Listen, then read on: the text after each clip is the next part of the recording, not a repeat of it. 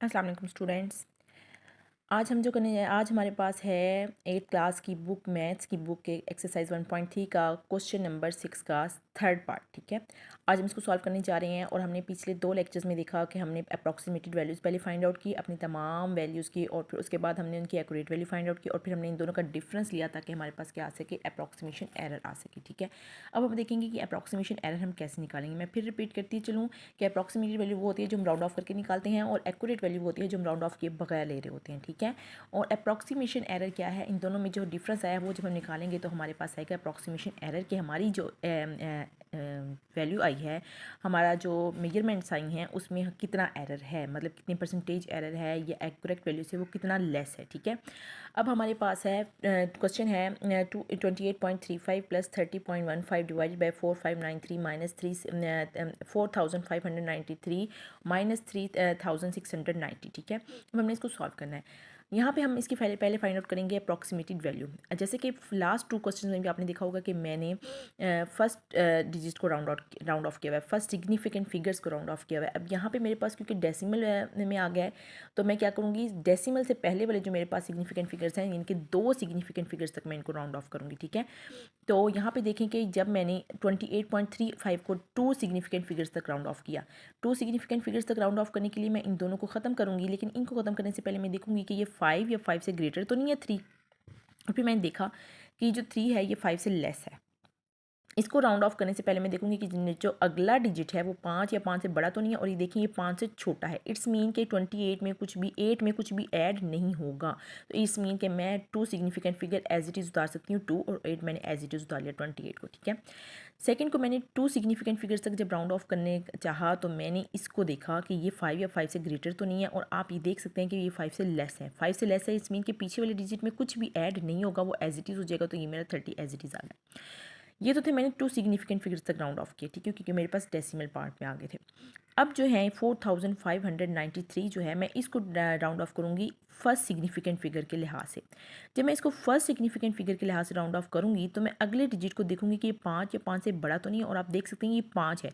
इसका मतलब है 4 में मैं एक ऐड करूँगी, तो मैंने यहाँ पे लिख दिया 5, और जितने डिजिट मैंने राउंड ऑफ किए 1 2 3 उतने मैंने जीरोस लगा दिए। ठीक है, इसी तरह मैंने 3690 को जब मैं राउंड ऑफ करूँगी तो मैं सिर्फ फर्स्ट सिग्निफिकेंट फिगर तक राउंड ऑफ करूँगी। मैं यहाँ पर इसको राउंड ऑफ करने से पहले देखूँगी कि नेक्स्ट जो डिजिट है वो 5 या 5 से ग्रेटर तो नहीं है, और आप देख सकते हैं वो 5 से ग्रेटर है, यानी कि 6 है। इट्स मीन कि मैं 3 में एक ऐड करूँगी, तो मैंने 4 लगाया, और जितने डिजिट मैंने राउंड ऑफ किए 3, तो मैंने वहाँ पर 3 जीरोज़ लगा दिए। तो ये मेरे पास बन गया 4000। मैंने तमाम वैल्यूज़ को राउंड ऑफ कर लिया। अब मैं इसके लिहाज से इनको एडजस्ट कर लूँगी।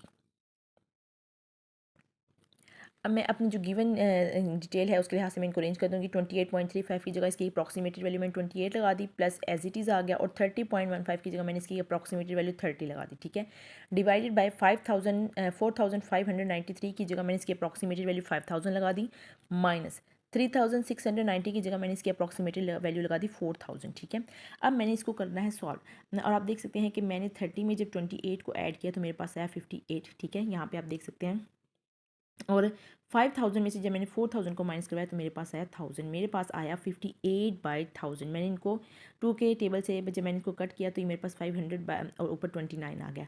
29 को जब मैंने 500 से डिवाइड करवाया तो मेरे पास आंसर आया 0.058। इट्स मीन कि मेरे पास अप्रॉक्सीमेटेड वैल्यू क्या आई है, 0.058। अब मैं निकालती हूँ इनकी करेक्ट वैल्यू। करेक्ट वैल्यू के लिए मैंने ये एज इट इज़ उठा लिए। एज इट इज़ उठा 28.35 प्लस 30.15 4593 माइनस 3690। मैंने क्या किया, ये दोनों ऐड हो रहे हैं, इन दोनों को ऐड कर लेते हैं। यहाँ पे मैंने इन दोनों को रफ फॉर्मूले में देखें ऐड किया है। ठीक है, 28.35 को ऊपर लिखा, और 30.15 को नीचे लिखा। 5 और 5 10, ये 0, और एक आपके पास कैरी आ गया, 3 और 1 4 और 1 5, यहाँ पे आपके पास 50 आ गया। ठीक है, डेसिमल पॉइंट आ गया आपके पास, 8 एज इट इज़ उतर गया, और 3 में 2 ऐड किया तो हमारे पास 50 आ गया, तो 55 आ गया। तो ये हमारे पास आंसर आया है इन दोनों को ऐड करने के बाद 58.50। तो ये इन दोनों को जब हमने ऐड किया तो 58.50 आया।